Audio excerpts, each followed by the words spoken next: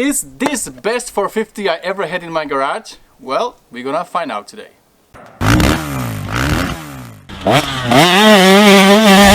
Hey, what's up guys, Rado here with Dirt and Iron. I have this bike for over a month now, and this video today I want to find out if this is a bike that you can have for all kinds of different riding. For your motocross track, for trails, a little bit the log jumping, a little bit of hard enduro, faster trails, all that kind of stuff. So today we're gonna meet with my buddy Dallas at the Kabuya MX track. We're gonna start over there and then take this beauty for all kinds of different terrains and see how it does.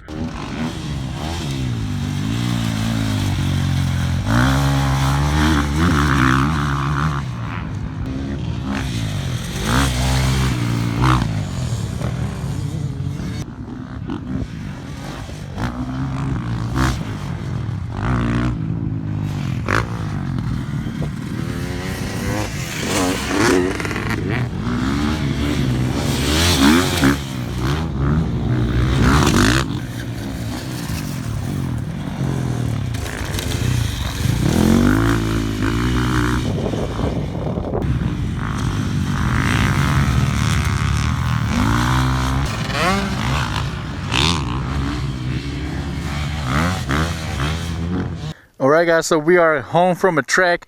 We got this 2014 Husky 350 Dallas bike and Sherco, and we're gonna hit something that we think the Sherco will feel much better on. It wasn't too bad on a track, but I think on the trails like this the Sherco will really excel.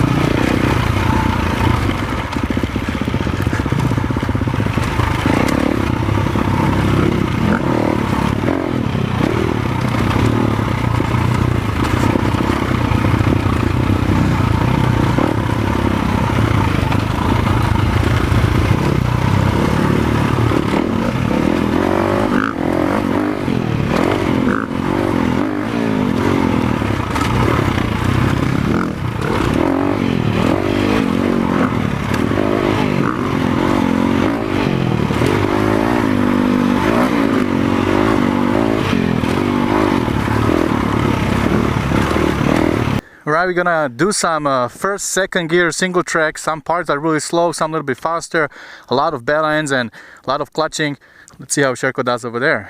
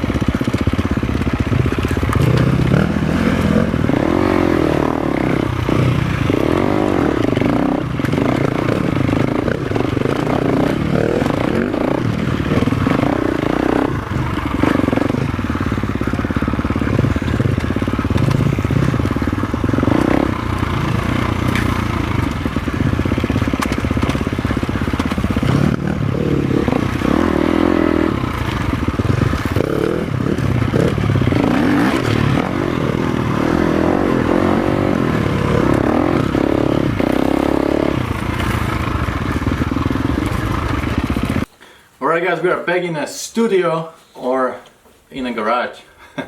And today we had this 4-stroke day. And the last time you saw us together doing the video we had a 2-stroke day, but today we were on the Sherco and on the Husky.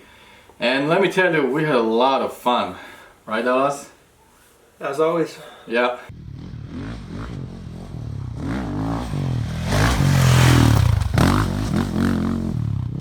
Riding the track was okay. I mean, I hit all the jumps and I cleared, you know, those tabletops over there, and bike felt okay, plenty of power, maybe a little bit soft suspension when I maybe was short on the jump and I landed flat on the tabletop. A little bit soft, but that's understandable because this bike is tuned for trails, not so much for the MX. But it's also, I mean, if you want to have it for trails, and then sometimes you take it on the track, it's possible, just go on the clickers, make it a little stiffer, and it felt good. Really, how the bike felt on turning and, you know, braking and all this, the power of the engine, I think sufficient, right? Oh yeah, definitely. But then we took it on the trails. So what happened on the trails? It's like a completely different bike. Exactly.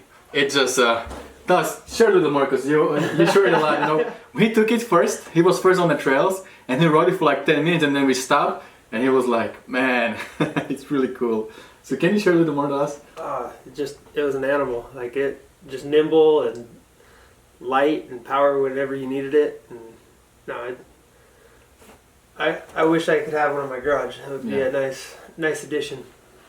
So definitely, you know, we were surprised that it was a big jump from coming from a track where bike felt okay, but then when we jumped on the trails, it really felt amazing on the trails, and the power was really great. Bike feels super nimble. Like it has 246 dry, something like that, 265 when it's full pounds, but you can't really feel it. It was really super nimble.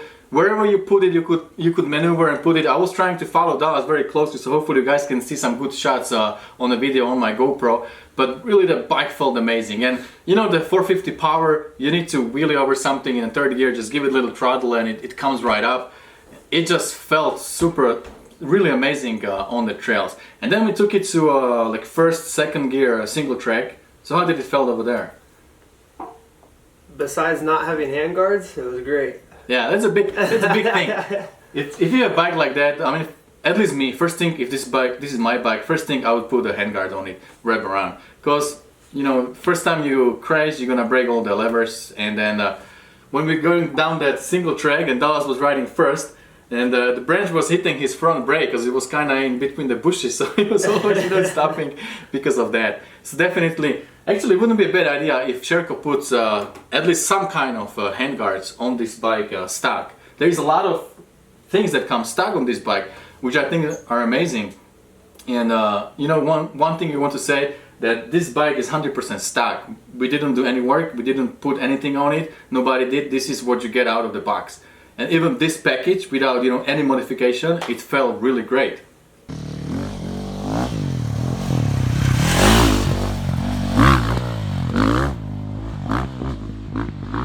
Now, one thing we did to the bike is it had a little bit weird, what do you call it, cockpit, or what do you call it when you are ergonomics? When you sit on the bike, the handlebars were in a little bit weird position. But all we did, when Dallas came, I asked him, what do you think about, you know, the ergonomics, and he got the tools. And what did you do exactly? Just moved it up to the farthest mounting position and then rocked the bars up to give it more of a natural feeling. Right. And it transformed it quite a bit, right? Huge difference. Yeah, you know, before I was riding the bike on my track, and then I tried a little bit trail riding, and it felt a little bit weird. I had to hunch my back because it was too low and just didn't feel right. So I was thinking maybe change the handlebars, do something like that. But Dallas just moved them upwards and then rotate them a little bit, and that fixed everything. It really feels good. You can be flowy, you can stand up and just be with the bike one. So before you buy new bars, before you do, you know, anything on the bike, play with the setting you have on the bike. You can move them up and down, and you can also rotate. And we tune it in a way that it was enough. It was really great. Now I don't feel like I need to change anything on the bike. It really feels well. I also took the bike to my backyard track where I have some logs. You know, I'm learning this skill how to jump the logs. And first I just started warming up on some smaller stuff, and the bike felt pretty good, especially when I put it on that on the soft map, because I don't need all that power on the aggressive map when I'm doing lag jumping. Once I get a little more confident, I went on a bigger lag, and it felt really good. I was able to jump it the way I wanted to, and bike felt really good. I had a lot of control, and you know, I got so confident, and I tried to jump the biggest lag. I call it Nemesis, that I have on my backyard track, and I was able to get over it. It wasn't pretty, but I was able to do it. So I was really surprised that bike handled really well. You know, usually you would be on the like two-stroke to do stuff like that, but if you have occasionally lag on your trail, this bike would handle it no problem. I think, you know, I had RMZ 450, I had WR 450, I have Husaberg 450 FX, which is the same model as this one, and then I have this bike. So these are the bikes that are in my garage, and I had the chance to put more than 10 hours on them. And so far, my favorite bike out of all these 450s is definitely Sherco Factory Edition. It just has everything that every other bike has, and it's just way more fun. You know, on the way back, man, I was on the gas, and actually Dallas couldn't catch me. I remember that happened first time. And when he was on the Sherco, then he was gone. I couldn't catch him. I was on his bike a little bit, but I told him, hey, you gotta go a little bit slower so I can get a shot, because he was just too fast. So definitely, man, great bike. Sherco 450, enough power, good suspension, very nimble. I heard that they put a lot of development into a frame, and you can feel it, right? Like, it feels really strong, and it feels nimble, and has nice flex. It's not like an aluminum frame. This is steel frame, so you can really feel that bike just goes and have the flex. I didn't feel any funny feelings when it flexes too much. Like some people might say that sometimes it flexes too much. I'm not a pro rider, I don't feel this little thing, but for what kind of riding I do, my level, it really feels amazing. Power is great. And one thing I also want to mention is you have the switch when you go 7 horsepower down, or you have your aggressive map. And I was on this section when you go uphill, and there's a lot of loose rocks. I was on an aggressive map, and it was a little too much. I was losing control. So I just flip on the fly, and it was way more mellow. I could come up the section, and then when I was in a good dirt, just flip back into aggressive map, and it was good to go. So it's really nice to have it on the fly switch where you can, you know, adjust according to your condition and just be a little bit safer. Alright guys, so I think that's about it for today. We had a lot of fun, we did a lot of different riding. Hopefully you enjoyed the video. Sherco, good job guys, really enjoyed this bike. And don't forget guys, whatever you do, stay motivated. See you later.